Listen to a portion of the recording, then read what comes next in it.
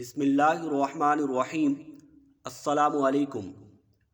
کچھ لوگ آپ کی شخصیت، آپ کی خود اعتمادی اور آپ کی صلاحیتوں کے لیے زہر قاتل ہوتے۔ ایسے لوگوں سے جس قدر ممکن ہو دور بھاگیے، چھٹکارا حاصل کیجیے۔ یہ وہ لوگ ہوتے ہیں جو ہمیشہ آپ کی خامیاں نکالتے رہتے ہیں۔ آپ کے اخلاق، آپ کے رویے، آپ کے چلنے کے انداز، آپ کے فیصلے، آپ کوئی کام کریں تو اس میں خامیاں نکالیں گے۔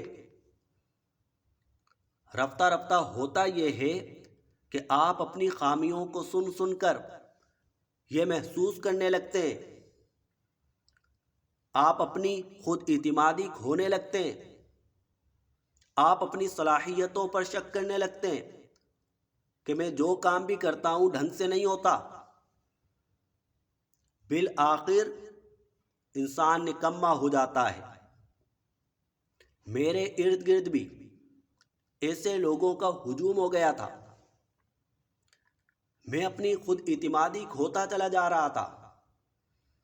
مجھے اپنی صلاحیتوں پر شک ہونے لگا تھا، یعنی وہ کام جن میں مجھے بہت زیادہ مہارت حاصل ہے، ان کاموں کو کرتے ہوئے بھی مجھے جھجک ہوتی تھی، ڈر اور خوف ہونے لگا تھا کہ میں صحیح نہیں کر پاؤں گا۔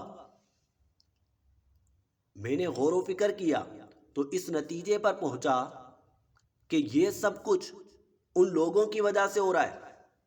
اب ان لوگوں سے مجھے چھٹکارا حاصل کرنا ہے، دور بھاگنا ہے، تو آہستہ آہستہ میں ان سے دور ہوا۔ میری صلاحیتیں بحال ہونے لگی، مجھ میں خود اعتمادی دوبارہ بھرپور انداز میں آنے لگی۔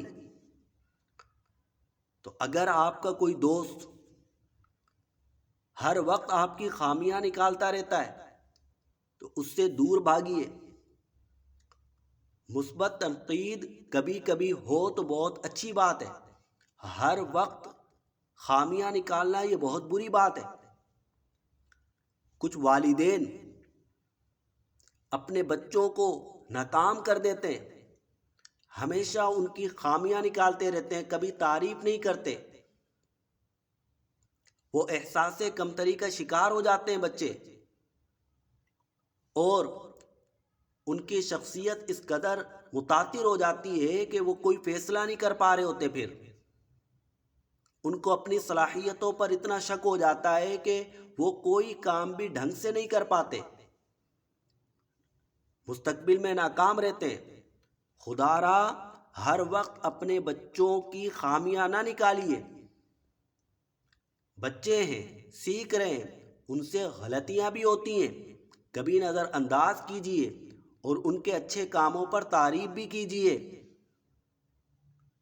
دعاؤں کا طالب سید محمد سفیان۔ السلام علیکم۔